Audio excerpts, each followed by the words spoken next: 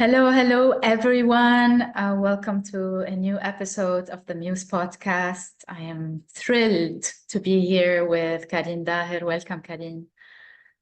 Thank you. I'm so thrilled as well. Well, first of all, allow me to start introducing you as a transformational coach and also a resonant healing practitioner. Would you like to talk more to that in order to share with us who you are and what you relay and how you muse yourself and others? Yes. So thank you for having me, Maya. Where to start? I come from a very varied background. I've worked in banking and finance for 10 years. Then I went in the entrepreneurial path and I opened my own company in Lebanon for secondhand luxury fashion. I did that for another 10 years. And during that entrepreneurship path, I started opening doors for studying and learning different things, starting with experimenting with myself. And there was more curiosity and more a love for learning about, how us humans function and work, and started with looking to how to heal myself, right? And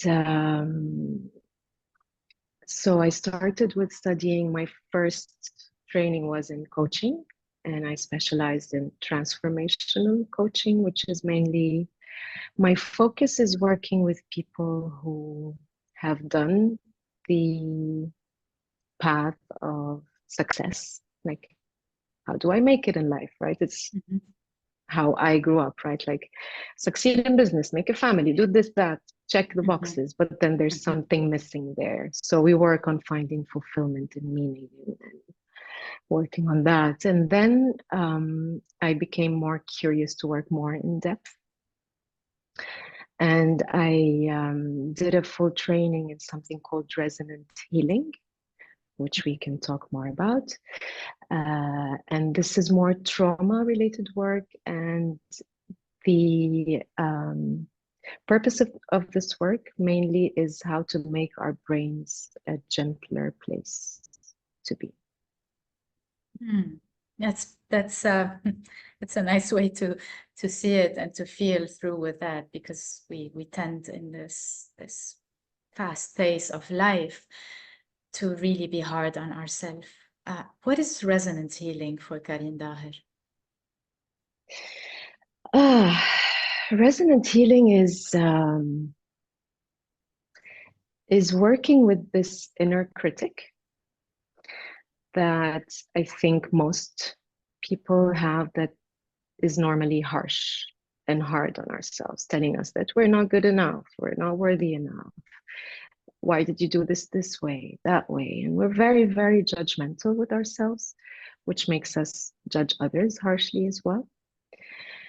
And so through resonant healing, it was, how do I change this inner narrative to connect with myself from a different space, allowing me to connect with others from that wider, we call it window of welcome. So there's a larger space to be received yourself and to receive others with less judgment, with less right and wrong. It's really like such a wide topic that it's sometimes hard for me to just like put it in a few words. Yeah, I hear you on that. The numinous of it, the mystical part, the magic in such spaciousness. Yes. It's like, how can you define spaciousness? And did you, when you tapped into that world, how did it come to you? And also, resonating with you, being allowed to being received, felt right. It felt overwhelming at the beginning, but I'll tell you how because when we are not used to it, it feels like sometimes we close up, like I'm not used to being received fully and accepted fully without being told what to do or given advice or given a direction, right? So when I was doing my coaching, it had been a few years, I've found this interest in nonviolent communication. Nonviolent communication is based on our needs and feelings and how we communicate with ourselves and others. So I started taking trainings and courses and reading books. And through that work, I got introduced to Sarah Payton, who's my teacher for the resonance. Sarah is a nonviolent communication teacher. She's a neuroscience teacher, and she's done a lot of research and come up with these methods that are called resonant healing. And so through the work with nonviolent communication, I came across her work and I was like, wow, this is something that really spoke to me, because it was tapping into neuroscience. So it's based on the newest neuroscience studies, yet it taps into this gentleness and way of being that had, it's not a contrast, but it's such a very broad and encompassing that I felt I was really called to this work. And when I started seeing more and more, I was very curious. It's amazing. And, yeah.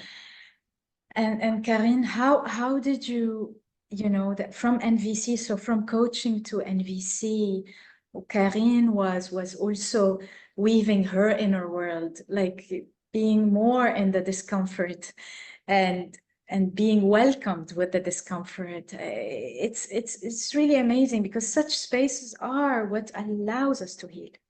I mean, if there's anything related to spaces where healing happens, it's just allowing whatever needs to come up without judging it, as you say, without like focusing on it. And through that transition, Sarah Payton was a kind of a guide for you to land into that space and go deeper. Yes, Okay. absolutely. The whole, because I have so many sides for myself, like I have the logical part that I need to understand and make sense of things. So the neuroscience part of that was what called me at the beginning. But then it was, the discomfort wasn't completely something else. It was being totally in ourselves and tuning in with others and having a space to hold others. So I'll tell you a little bit, based on the neuroscience, how this translates. So normally when we're doing coaching work or other kind of healing modalities, therapy or others, there's a lot involved with our left side of the brain. And our left side of the brain, when we're receiving a client, there's somehow the sense of the person needs to be helped or need to be fixed somehow. There's a right and wrong. There's a need for certainty, for knowing, for understanding, right? And there's an either or. It's like, is it this or is it that? And when it comes to resonance, we're tapping more into the right hemisphere. And when we're coming from that space, the client is a soul. It's the territory of discovery that we're in. We're not trying to reach anywhere. We do, but this is not the intention. And to tap into this right side of the brain, the interesting weaving here is we use specific language that targets the right brain, which is more neuroplastic and creates rewiring, right? It's like more in-depth change that lasts longer than just, left brain, which is good. We love our left brain, and it's great. We need it for so much. I also, in my coaching, it's a lot of left brain, but it's bringing those together that makes the approach special. Yes, and to me it feels like, or what I'm hearing from what you're sharing, it feels like more diving into the the feminine instead of yes, while taking into consideration that linearity, that need for, going from point A to point B, but also just exploring that exploration, which is very much needed in allowing ourselves to redefine things, as you're saying, that neuroplasticity, that bringing in new behaviors, new patterns, and tapping into what beliefs have been unconsciously on an active mode for us and repeating themselves. And I would like to tap into this with you, because I find that this is where resonant healing is beautiful. Those beliefs, those patterns, those what you call contracts or agreements with self. So it's can we talk to this a little bit more, and also relate, to how agreements happen unconsciously. It's not, this is where there's a part related to us, and there's a part that's like, it's just surfacing to show me something. Yes, absolutely. That's the core of the work. It's getting to those unconscious agreements. So thank you for naming that. So what are unconscious agreements? They are deeply ingrained agreements that we unconsciously create with ourselves, either in childhood or in traumatic events.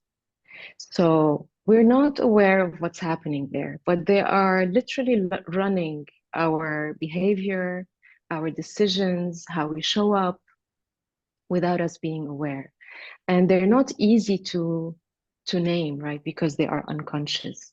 So when we touch on coming from the right brain, we can go and tap into memories that are still alive in us, that still bring some body sensations, right? So any memory that we feel, we think about and we feel, it still moves us in a discomforting way. It's still there. And we can go and visit that memory. So working with the unconscious agreements normally goes to tapping into the memories that have still an emotional charge.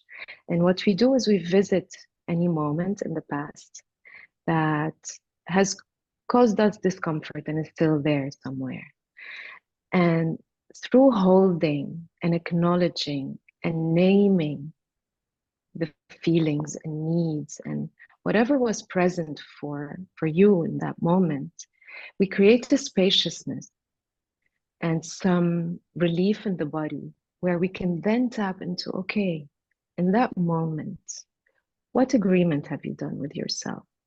And these agreements are always have a good intention, right? They're there to protect us from something. So it's either I will, for example, I must always be perfect, right, in order to be loved. Or I must never ask for help in order to prove that I'm strong, right? And they keep working, and we keep showing up in this way. And so through the tapping and naming and putting words to these agreements we have to ourselves, we're bringing them to our consciousness, right? And from that place, we get to release ourselves from those agreements and bring something else in their place. Normally, we bring a blessing. So we literally say, I release you from this vow and I revoke this contract. And instead, I give you my blessing to whatever releases you and gives me the freedom from that pattern. And I believe that in this situation, when we go through those decisions that we make, those choices, those agreements that we make, somehow there's a sense of being alone in them. And so in revisiting them, what I love about resonant healing is the accompaniment. You're accompanied during this process. You're not alone. So the revisiting, and I've done some sessions with Carine, and it was beautiful to revisit some moments where, and I still revisit them, this is where we also go through cycles of revisiting until the charge is softened and softened and softened and softened. Yeah. It's not from one time, because it has been ingrained in our body. It touches on our somatics, and with that release, with that reestablishing of a new agreement, is there a relief somatically, Carine, as well? Like, yes, there's a release. That can be sadness or grief. Is there any somatic impact as well? Like things that have been held in the body that are pains and aches as well? Yeah, absolutely. Absolutely. Because any traumatic event that is still in the body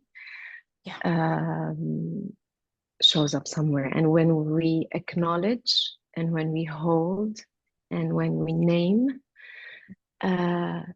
things get released from the body. And with resonance, we work with the body. So we're always checking in. When we're in a memory, we're checking in what's happening in the body. And the work is done only when the body is relaxed.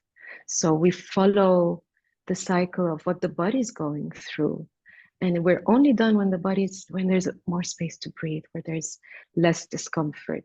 So yes, the body plays a big role in guiding us through this work. And also, as you mentioned, in releasing those memories from the body that are heavy. Yes. And, what I've experienced myself in the sessions that we had together was the sense of there's no force to relax. There's always this coming into a space where someone has to act in order to feel that they are doing some healing. And really, healing happens when we are held. And when we are held, the tuning, I love also the way, like you explain how there's tuning in, like tuning forks. There's that inner sound, that inner music that we tap into, and you being a practitioner, what inspires, because this is also when I go into my ceremonies with people, if I'm not tuned in while being also an empty channel, but there's that sense of self, I won't be able to allow or help the other to relax. I can't really verbalize it, like telling people, relax, surrender. It's all mental, right? It's that doesn't work. That space that is created inside, where there's like, I'm aware of the anxiety that is in the space. Now, how can I be with that without putting it in a box in the person, and therefore helping or being with them, not seeing it as something bad? Anxiety is what, it's that stressful mode that is like discomfort. And it's amazing to see that there are modalities that are being mediated by newer, practitioners that have done long-term work in order to weave, or in order to create, or to name a technique that is really needed now. Who do you feel, Carine, who needs this? Who approaches Carine Daher for something like this? Interesting. I believe the people who have done some work on themselves and still feel that I've been doing like therapy for so long. I mean, I love therapy. I've been to therapy and I will do it again, but each one complements. But there's something still repeating, right? It's like, I know what's happened to me. I understand. It makes sense. But I'm not able to get rid of those patterns or those cycles. And there's a readiness to be held, because sometimes it feels scary, right? There's so much that's been stacked that we are so not familiar to being held and accepted. This was my reality. It was scary for me. because I'm not used to being fully seen and held and accepted as I am with everything, right? It was very overwhelming for me at the beginning when I started the resonant healing work, because I touched on a territory that was very unfamiliar. But then when I was able to experience how it is to truly be held with someone not trying to give me advice, not trying to take me in a certain direction that is right for them or socially, then I was able to really open up. And it's daily work. It's daily work, right? It's me. How do I show up to myself? And there was a lot of unlearning to do, and how to hold space, how to be with someone without trying to direct them in any way. Because when you understand, this comes from, like, there are studies that show that any traumatic event that is still present is because we were not held or integrated after. We were not held at the moment. And we can still, the good news is that because these memories are stored in our amygdala, which has no chronological sense of time, we can still go there and hold you in that moment, which will make it much less emotionally charged, and it will become a memory, like just the fact, like, yeah, this is what happened to me in my childhood, and you'll talk about it, but your body's not activated. Yes. Right? And this happens in such kind of presence. And when you're mentioning tuning in, there's been a lot of practice for me and other practitioners who do this work to be able to, you know, when I'm doing a session with you, I'm literally, we're like two musical instruments, and I'm tuning myself to you, to your vibration, and I'm totally with you. There's no agenda. There's nothing for me to bring there. I'm just being with you, and we're naming, and we're holding, and we're acknowledging. And there's specific language that we use in resonant healing. It's not like some words take you off the charts, right?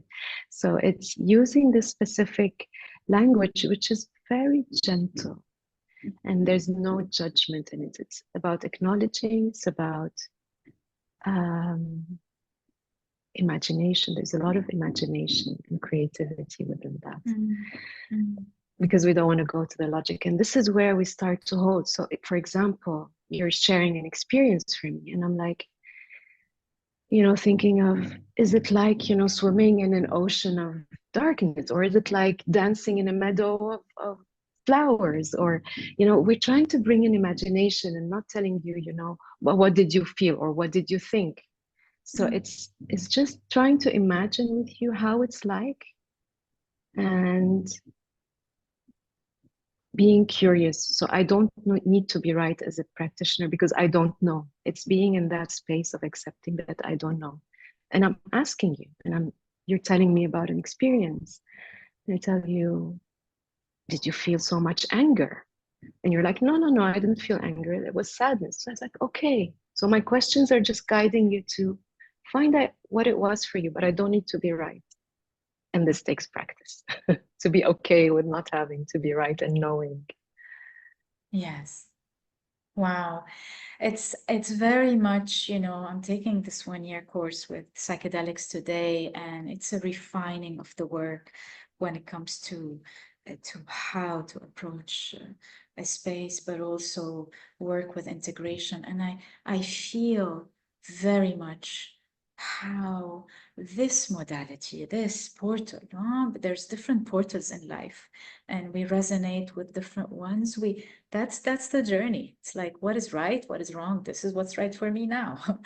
And what feels in my body, you know, when I listen to you, is how integrating this portal is. This, I feel that it's a very beautiful integration accompaniment, especially for people who have been disintegrated, who have, yes, you know, as you said, succeeded enough in life, but there's something that is still emotionally, obviously, we all go through integration again and again and again and again, because life is not easy.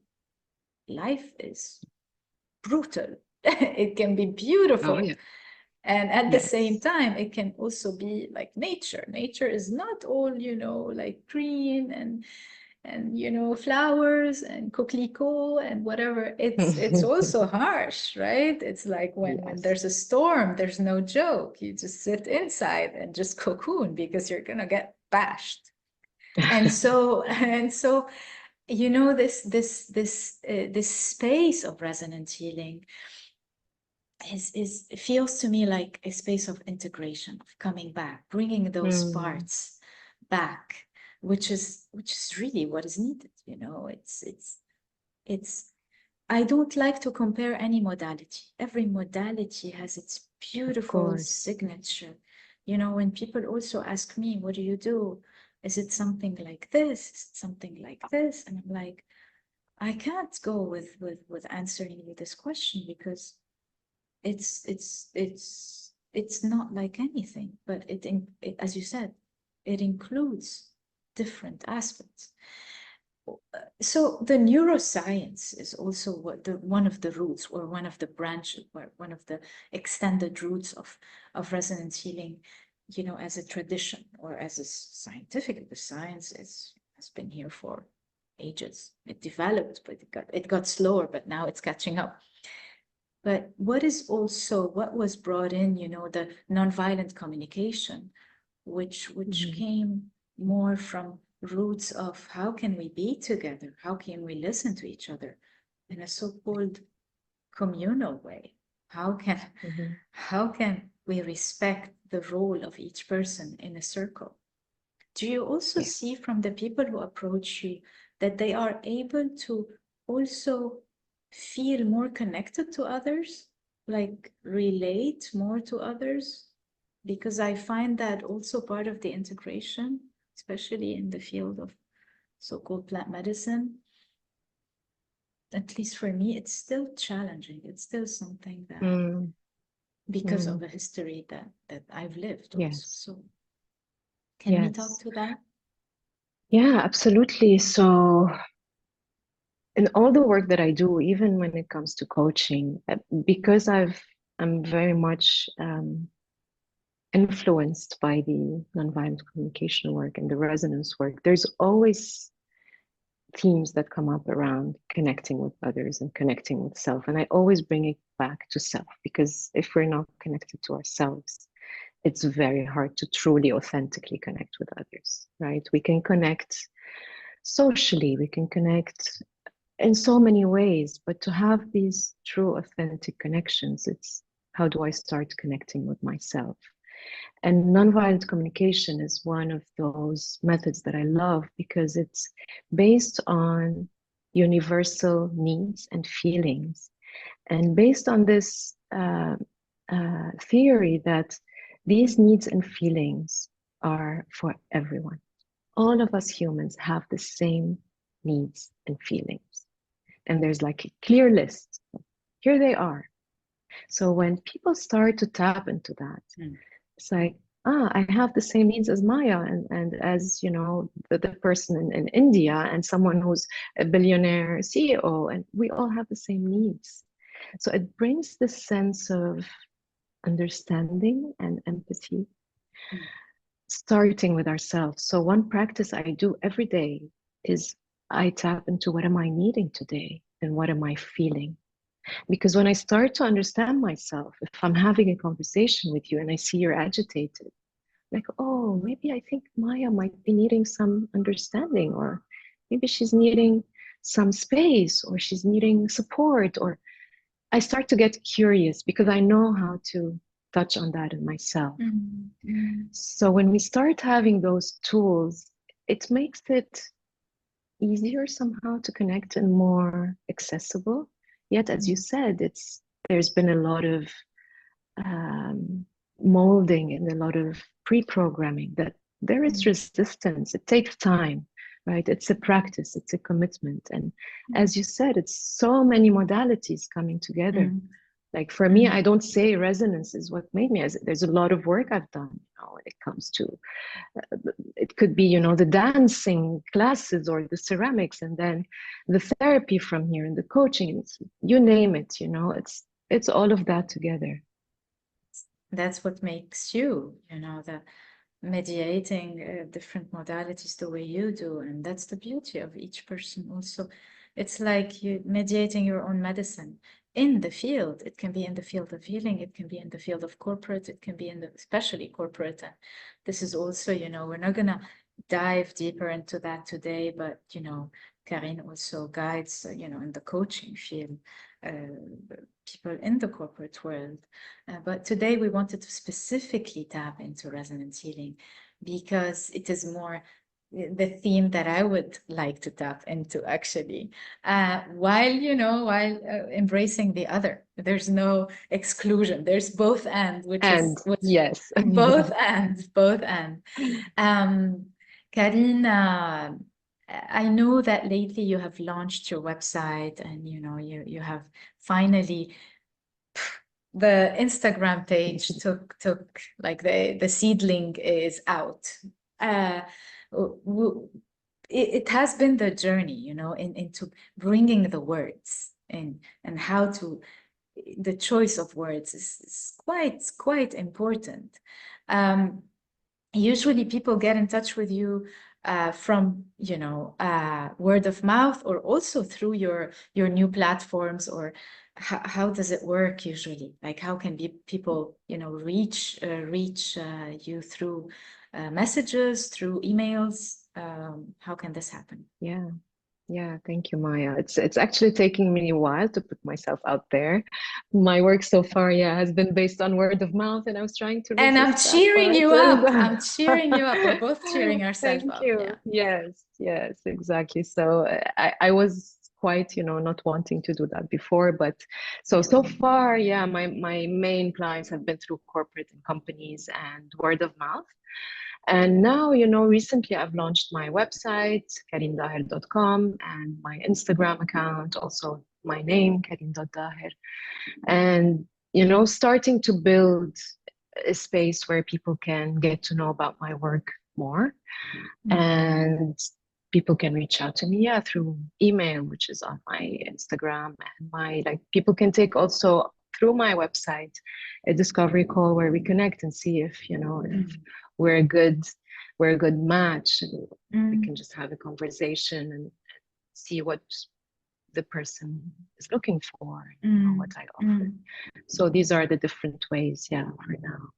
If they resonate, that makes a lot of sense. Wow. I think there will be opportunity to schedule more episodes with you. I would love that. I mean, this is something that it is inspiring. It is inspiring, as long as one has been in this world of healing, there's always, how can we inspire each other? And I think, I'm more into that space of being also with people like yourself, especially women who inspire me. And also, we work in symbiosis as well. We are always engaging and communicating. And I think, this is where continuing, keeping communication open is that part of exploration and imagination, where the shut down parts have been allowed to just be without being bad, that shadow, whatever. I am this, I am a bad mother, I am a bad wife, I am, why?